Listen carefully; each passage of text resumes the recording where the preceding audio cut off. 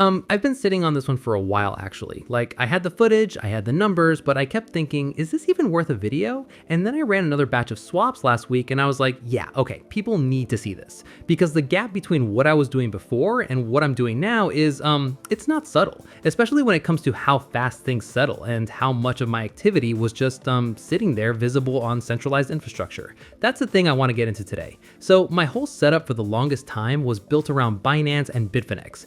That's just where everything lived. Any token I needed to move, any swap I needed to run, it all went through those platforms. And I wasn't skeptical about it, honestly, because the experience was mostly smooth.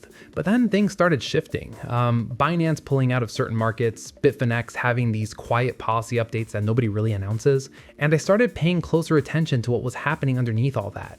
And when I started going through actual documented cases, people having accounts suspended mid-withdrawal, funds held without any clear timeline, disputes that just go completely dark, something kind of crystallized for me.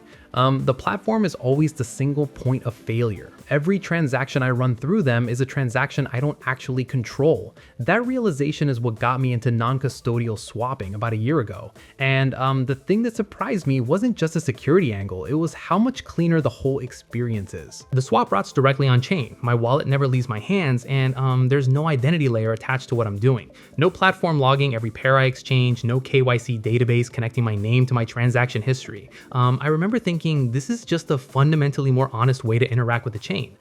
You know what? I'm pretty slow to trust new infrastructure. I usually run something quietly for a long time before I'm willing to put it in front of anyone. So the fact that I'm talking about this now, after 4 months, 40 something transactions, having gone through pretty much the full range of supported token pairs, that's kind of the endorsement in itself. Nothing broke, not once. No transaction hanging, no swap reverting, no funds in limbo, just clean execution every single time. For me, that track record is what actually matters, not the marketing, not the pitch.